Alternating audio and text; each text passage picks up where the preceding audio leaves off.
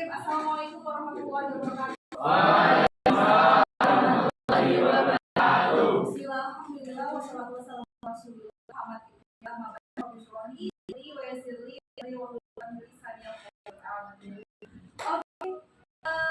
semuanya. Untuk mulai kita langsung berdoa dahulu ya. Ketua Agung Allah untuk mau belajar Al-Fatihah dan hari ini diambil surat An-Nas belajar ya. Oke. Untuk memulai perkuliahan pada pagi hari ini, kita membaca surat Al-Fatihah, surat An-Nasr, sama doa sebelum belajar bersama-sama.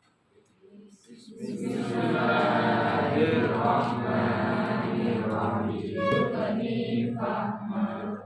Amin ya rabbal alamin. Alhamdulillahirrahmanirrahim. Semoga kita senantiasa diberi berkah dalam hidup kita, dimudahkan segala urusan kita, sehat, sukses semuanya ke depannya. Amin. Oke, kita absen dulu ya. Ya, silakan di-scan ya. Sudah, Bu. Silakan. Sudah, Bu. Oke.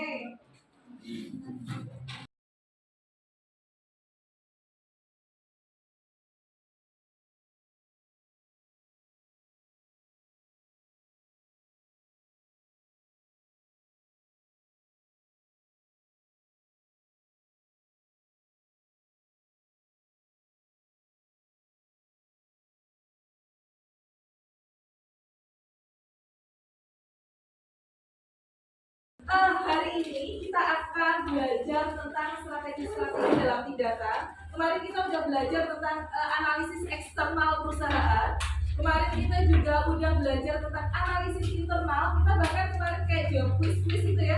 Analisis internal, terus kemudian kalian menilai diri kalian gitu kan. Nah hari ini kita udah nggak analisis di luar kita, di dalam kita, tapi kita udah mulai berpikir bagaimana menyusun sebuah strategi kayak gitu dalam tindakan-tindakan. Jadi kalau udah waktunya sekarang kita udah nggak analisis lagi, tapi kita udah beneran bikin strategi kayak gitu ya, beneran melakukan tindakan.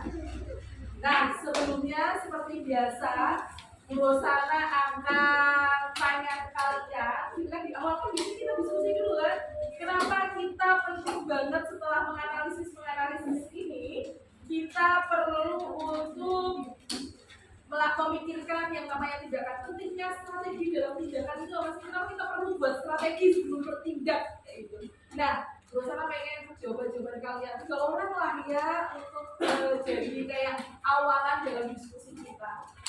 Siapa yang mau jawab? Kenapa kita perlu membuat strategi dalam sebelum kita bertindak? Yuk. Saya, Bu. Oke, aku silakan.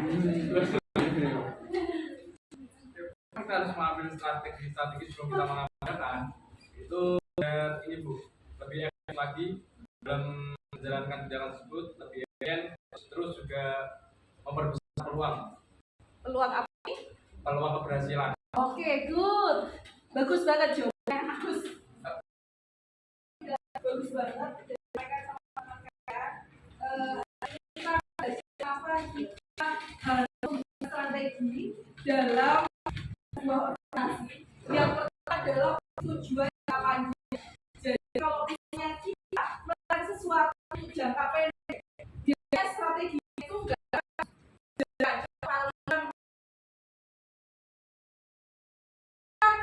panjang suatu jangkanya ya, kalau kita mempunyai sebuah tujuan maka semakin bagus juga atau semakin panjang juga strategi. Jadi misalnya strategi rumah ke depan itu berbeda, semakin panjang maka strategi-strateginya akan semakin rigid. Nah yang ini adalah yang pertama adalah ikan jangka panjang. Dikatakan jangka panjang itu kalau berapa tahun? Jangka panjang 5 lebih dari 5 tahun gitu ya. Kalau kurang dari 3 gitu ya. Kayak misalnya visi UIN salah 3 nggak bisa, itu bisa diperbaharui lagi. Tapi lebih dari 5 tahun nggak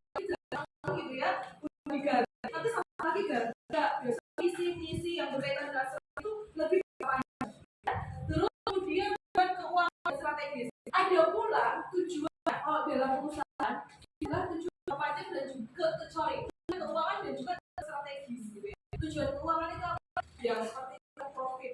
Kalau kenapa keuntungan itu harus ada? Kalau kalian usaha gitu ya, tahun lalu itu pasti fokusnya adalah untuk mengejar BEP atau break even. Uang balik modalnya kalau orang Jawa gitu.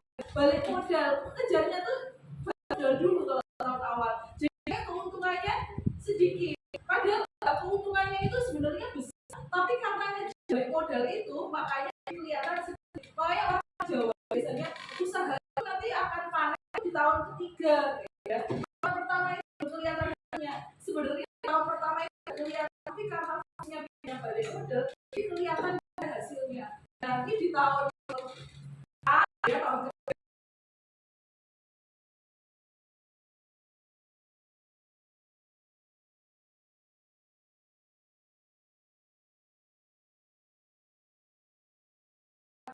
kalau misalnya muda ya dan lain sebagainya tidak boleh yang namanya nggak pakai strategi, instingnya itu belum jalan, intuisinya belum jalan. Jadi seperti itu. Pesan itu adalah kita ngomongin kenapa kita harus membuat strategi itu adalah tujuan jangka panjang.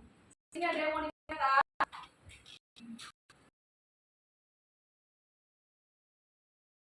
Jadi kita kayak nyari orang berdiskusi terkait pertanyaan yang bagus. Pertanyaan Asmi bagus banget. Jadi kita punya strategi, bisa kita dididik atau kita ngomongin gitu ya. Oke, Bruna mau bicara tentang perusahaan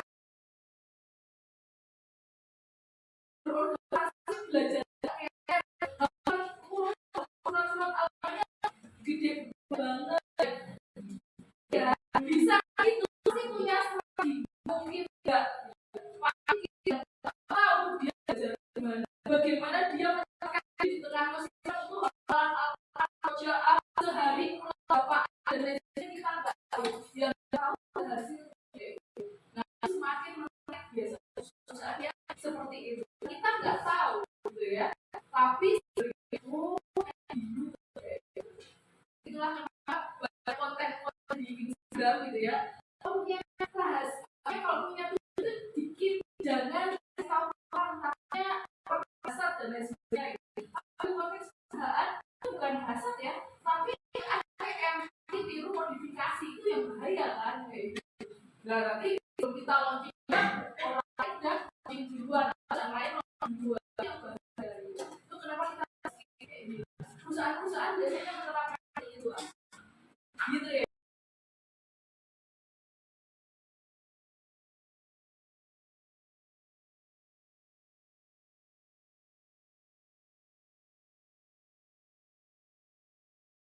Kita akan presentasi. Kok apa yang presentasi hari ini? Materinya tentang apa? Oke, strategi bisnis manajemen. Kelompoknya silakan bersiap-siap presentasi. Karena model ketujuh desain kegiatan animasi dan menjelaskan permainan. Selanjutnya, beberapa penulis setuju bahwa CCIS merangsang proses inovasi teknologi, diversifikasi ekonomi, pembangunan ekonomi. Kemudian, mengoper kota secara berkelanjutan dan mengeluarkan frekuensi yang bisa digunakan seperti menguji Pilihan kita. Pertanyaan tadi juga ada, ya sudah ada yang bertanya lagi, dan jam juga sudah menunjukkan jam kita pulang. Untuk itu kita sudahi saja.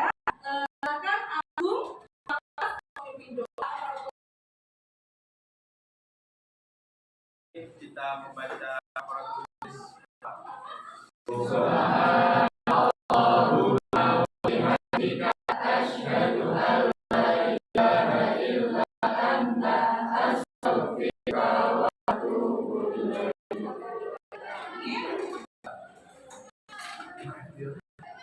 Oke, itu aja dari Guru Sana. Mohon maaf bila banyak kata dan sikap dari Guru Sana. Wabillahi taufik. Wassalamualaikum warahmatullahi wabarakatuh.